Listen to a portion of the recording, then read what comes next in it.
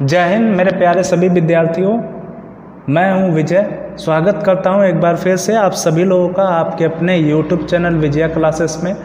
तो बच्चों, आज के वीडियो से पहले मैंने इस संविधान का, इस पॉलिटिक्स का 2 वीडियो और बना रखा है, जिसमें मैंने संविधान का कुछ इतिहास टाइप में बताया कि संविधान आखिर में आया क्यों, भारत में क्या ज़रूरत थी, कैसे बना, कितने रुपए लगे, कितने सदस्य थे, कौन सा चीज़, मतलब सभी सिस्टम वहाँ पे बता दिया हूँ। ठीक है। और फिर इसके बाद उसमें भाग, जो 22 भाग होते हैं टोटल, अगर टोटल मिलाएंगे तो 25 होते हैं, तो 22 भाग में से पहला मैंने भाग वहाँ पे बता दिया है, जिसमें अनुच्छेद भी बताए हैं, 1 से 4 तक है, और उसको बहुत बेहतरीन तरीके से समझाया भी हूँ। उन दोनों वीडियो का जो लिंक है इस वीडियो के डिस्क्रिप्शन बॉक्स में दे रहा हूँ, वहाँ से आप लोग जाकर उसे देख लेंगे अगर पहले, तो आपको ये वीडियो बहुत ही अच्छी तरीके से समझ में आएगा।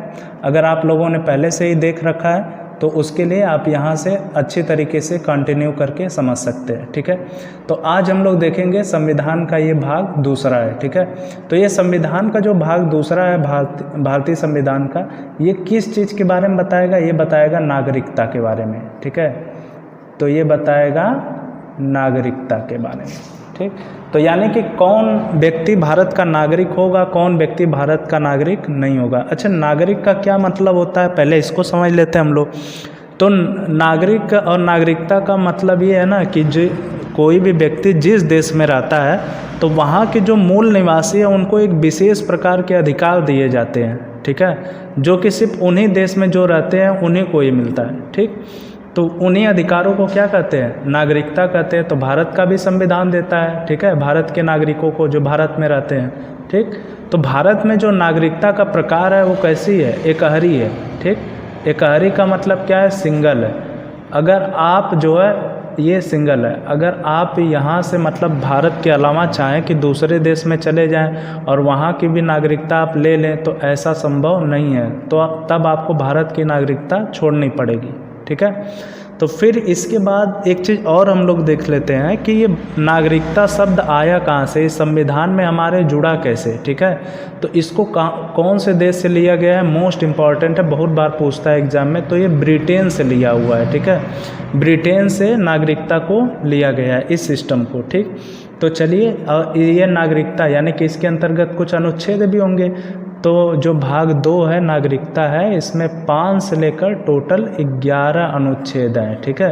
तो आज हम लोग 5 पढ़ेंगे, 6 पढ़ेंगे, 7, 8, 9, 10, 11 ऐसे सभी के बारे में हम लोग जानेंगे कि हम लोगों को भारत की नागरिकता कब मिली, कैसे मिली। ये सभी चीज़ों को हम लोग बहुत ही अच्छे तरीके से देखेंगे और इसको याद भी कर लेंगे यहीं पर। ठीक है।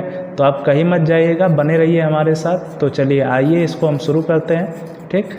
तो नागरिकता सभी लोग बताइए, अनुच्छेद भाग दूसरा है और अनुच्छेद इसमें कितने से कितने तक आएंगे? 5 से लेकर 11 तक। ठीक। तो हम लोग अगर बात करें पहला आर्टिकल जो अनुच्छेद है, अनुच्छेद 5। ठीक। तो इसमें क्या कहा गया ना कि भारत के अंदर जब संविधान बन रहा था, ठीक है, तो मतलब भारत आज़ाद नहीं हुआ था या भारत आज़ाद था, तो उस समय भारत के अंदर जितने भी आदमी रह रहे थे उनको तो भाई भारत की नागरिकता दे दी गई। बस अनुच्छेद 5 यही कहता है। ठीक है। अगर आपको नागरिकता देनी है तो भारत में जो पहले से रह रहा है, जो जन्म लिया, वो तो भारत का नागरिक होगा ही ना। तो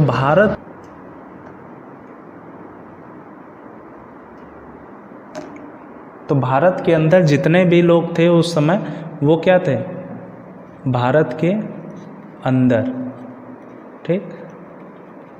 भारत के अंदर रहने वाले व्यक्तियों को भारत की नागरिकता दी गई।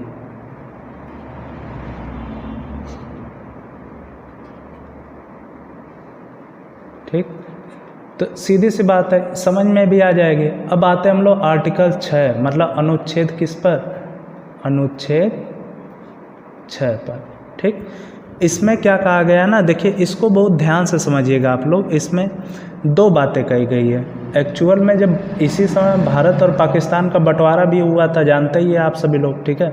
तो जो भारत और पाकिस्तान का बंटवारा हुआ था तो उसमें से किस नागरिक को भारत का नागरिक माना जाएगा, किसको नहीं नागरिकता दी जाएगी, इसका कॉन्सेप्ट आया था। तो इसमें ये कहा गया था ना, तो एक डेट रखी गई थी, वो डेट हमेशा याद रखिएगा, कौन सी है, 19 जुलाई सन 1948। ठीक, ये जो डेट है ना, इसी डेट को मानक माना गया। मानक का मतलब, अब कोई एक देश से दूसरे देश में जा रहा है तो अनुमति लेगा ना, तो अनुमति जो पत्र मिला था वो अनुमति पत्र, ठीक है, अनुमति पत्र कब से दिया गया था, 19 जुलाई 1948 को। तो इसमें दो कैटेगरी के आदमी थे, एक तो वो थे जो कि मतलब 19 जुलाई 1948 से पहले आ गए थे भारत में, ठीक, पाकिस्तान से। एक दूसरे कैटेगरी वाले थे जो इसके बाद आए थे, मतलब इस डेट के बाद। तो एक इसमें कौन से आ गए थे, पहले इस डेट से 19 जुलाई 1948 से पहले, और एक बाद, ठीक है। तो जो पहले आ गए थे उनको तो आराम से नागरिकता दे दिया गया, उनके लिए कोई दिक्कत नहीं थी, ठीक। लेकिन अब जो इस डेट के बाद आएगा ना, उनको भी लिया गया। तो उनको क्या कहा गया ना, तो उनको तुरंत नहीं नागरिकता दिया गया, उनको रजिस्ट्रेशन कराया गया, ठीक है।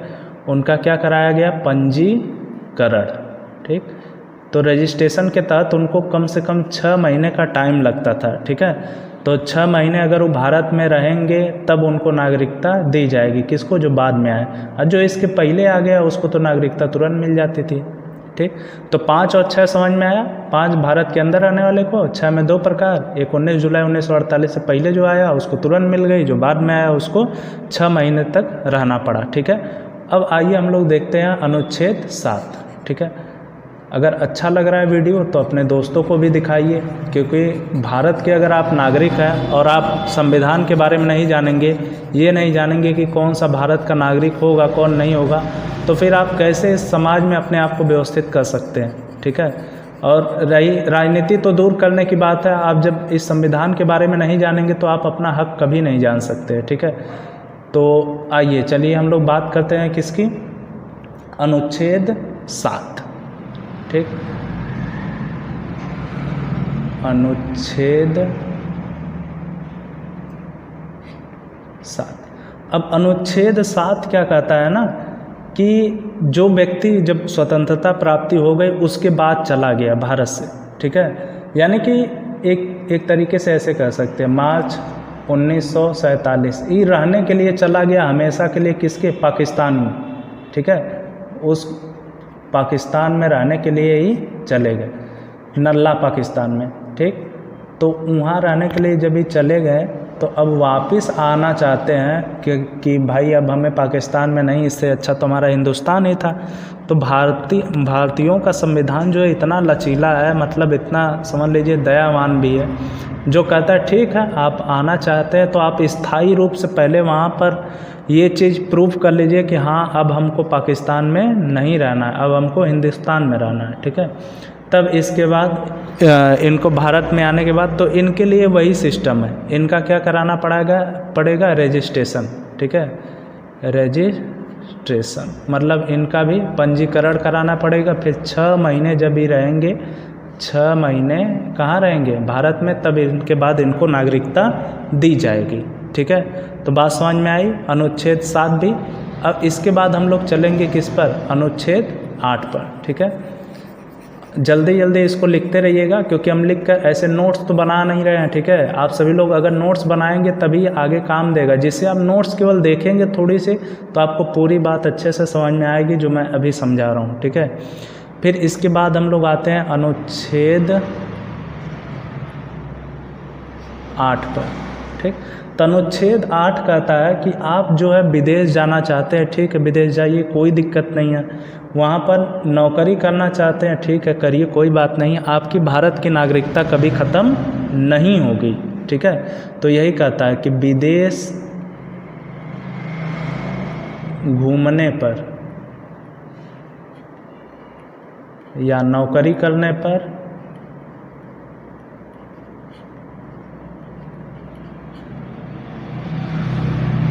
नागरिकता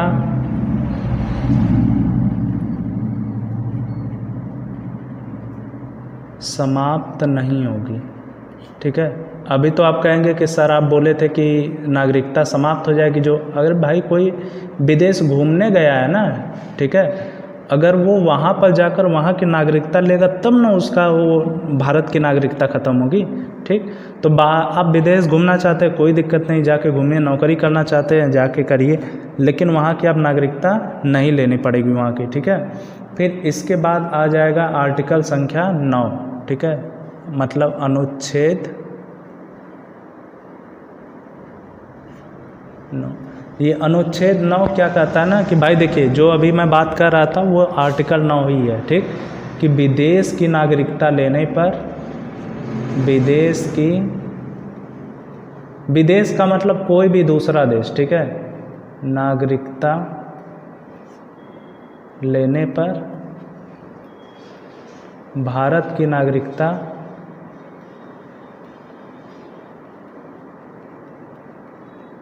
छोड़नी पड़ेगी। ठीक है,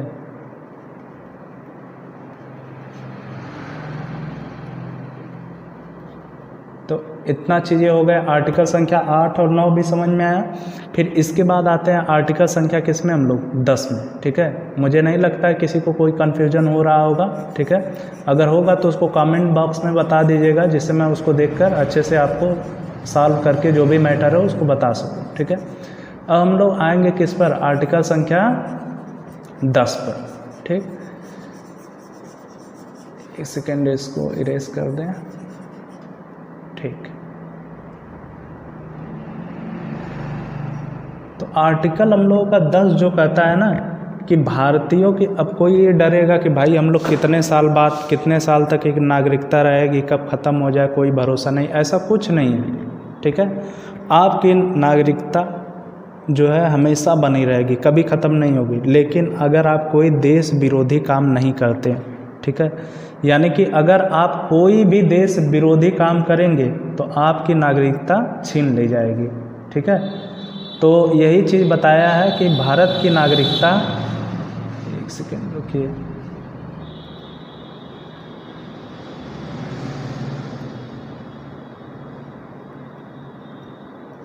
भारत की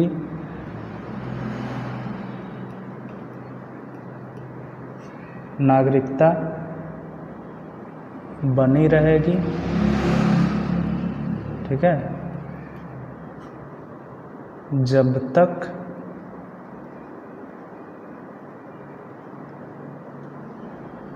कि वह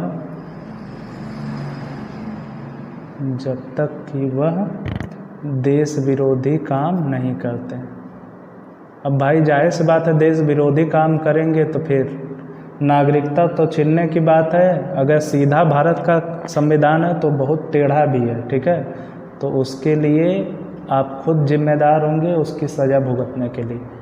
कोई विदेशी कार्य, अरे विरोधी, सॉरी बात करने के चक्कर में भूल गए, कोई देश विरोधी कार्य नहीं करते। ठीक है, तो समझ में आया। अब हम लोग देखते हैं आर्टिकल संख्या 11। ठीक है, मतलब अनुच्छेद कौन सा, 11वां। ठीक, तो ये कहता है ना कि भाई अब नागरिकता का ही सिस्टम बनाएगा कौन, तो ये किसके जिम्मे दिया गया है, गृह मंत्रालय। जैसे आई थी ना NRC, ठीक है, फिर इसके बाद CAA, तो ये सभी कानून कौन बनाता है, गृह मंत्रालय। तो वही बस सीधी सी बात है। तो इसमें हम लोग देखेंगे क्या, नागरिकता संबंधी कानून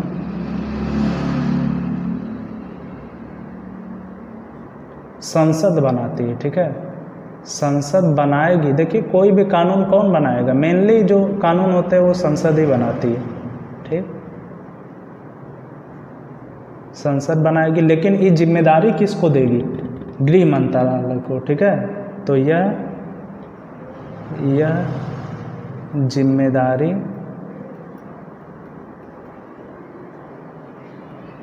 गृह मंत्रालय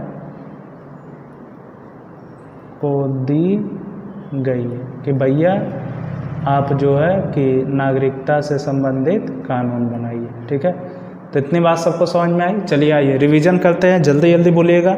नागरिकता भाग कौन सा होगा? दूसरा। ठीक, फिर इसके बाद अनुच्छेद 5 से लेकर 11, 5वें में क्या कहा गया कि भाई जो प्रारंभ में से ही भारत में रह रहा है उसको भारत का नागरिक माना जाएगा। ठीक, फिर इसके बाद छठवें में कौन आ जाएगा? पाकिस्तान। ठीक है, पाकिस्तान में बताया ना कि 2 प्रकार के, एक 19 जुलाई 1948 के पहले जो आए हैं उनको तो नागरिकता तुरंत दे दी जाएगी, लेकिन दूसरा कौन है कि जो 19 जुलाई 1948 के बाद आए हुए हैं उनको नागरिकता दी जाएगी, ऐसा नहीं है, लेकिन 6 महीने तक उनको भारत में रहना पड़ेगा, रजिस्ट्रेशन वगैरह करा लेंगे तभी उनको मिलेगी। ठीक है, फिर इसके बाद अनुच्छेद 7, बोलिए जल्दी जल्दी, कि मतलब स्वतंत्रता प्राप्ति के बाद जो पाकिस्तान चले गए कि भैया अब हमको हिंदुस्तान में नहीं रहना है। ठीक है, अब पाकिस्तान जाने के बाद जब पाकिस्तानी सब उनको लगे सताने, तब फिर उनको याद आई हाँ भाई हमारा तो भारत ही अच्छा था, तो भारत आ गए।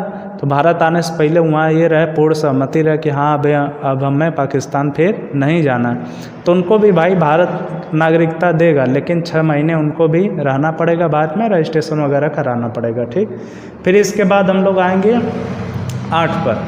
8 क्या कहता है कि विदेश घूमिए कोई दिक्कत नहीं, नौकरी वोकरी करिए कोई दिक्कत नहीं है, लेकिन भारत की नागरिकता समाप्त नहीं होगी।